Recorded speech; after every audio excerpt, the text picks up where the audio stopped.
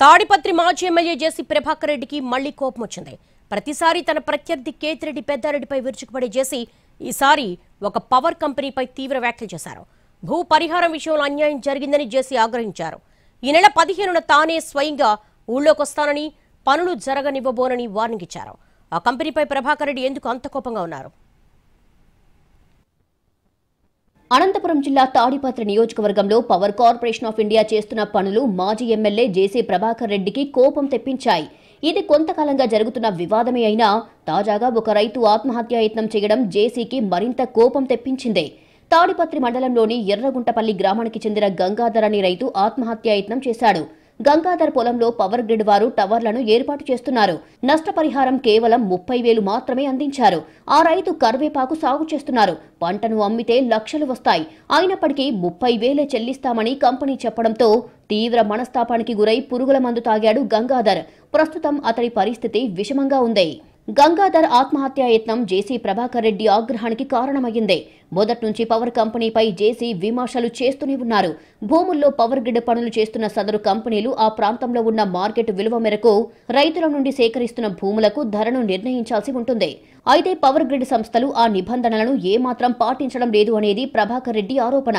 Power grid సంస్థలు చెల్లిస్తున్న పరిహారం రైతుకు ఏమాత్రం గిట్టుబాటు కావడం లేదు. అందుకే ఎర్రగుంటపల్లిలో రైతు గంగాధర్ ఆత్మహత్యాయత్నం చేశారు.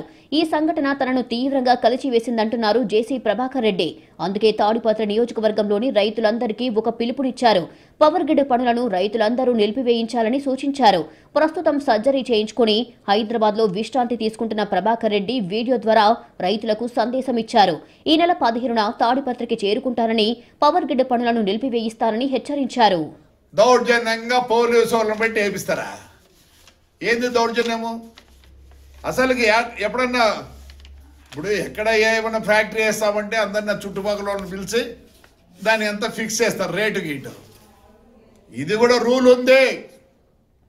ఏముంది, ప్రతి డిస్ట్రిక్ట్లో కలెక్టర్ గారు అక్కడ కాంపెన్సేషన్ ఇవ్వాల్సి ఉందని పిలిపించి అప్రూవ్ చేసిన తర్వాతనే ఇది ఇవ్వాలి.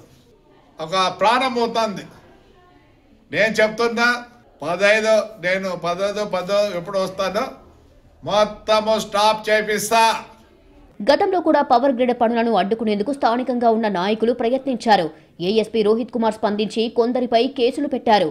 తాడిపత్రి నియోజకవర్గంలో పవర్ గ్రిడ్ సంస్థలు కాలు మోపినప్పటి నుంచి తాను గమనిస్తూనే ఉన్నానంటున్నారు జేసీ ప్రభాకర్ రెడ్డి. రైతులకు పరిహారం అందించే విషయంలో తీవ్ర అన్యాయం జరుగుతోందని జేసీ అంటున్నారు.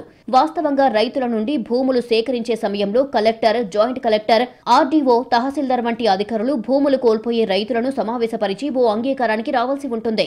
ఈ నిబంధనలను అటు అధికారులు కానీ, ఇటు పవర్ గ్రిడ్ సంస్థలు కానీ పాటించడం లేదు. ఇదే విషయంలో గతంలో ఉన్న కలెక్టర్కు, ప్రస్తుతం ఉన్న కలెక్టర్కు వినతి పత్రాలు అందజేశారు కూడా. పైగా రాయల చెరువు గ్రామంలో తాడిపత్రి ఏఎస్పీ రోహిత్ కుమార్ దగ్గరుండి పవర్ గ్రిడ్ పనులను ప్రారంభింపజేయడం జేసీ కోపానికి మరో కారణం. మరి ఈ నెల 15న ఏం జరగబోతోంది? జేసీ ప్రభాకర్ రెడ్డి ఏం చెయ్యబోతున్నారు అన్నది తేలాల్సి ఉంది.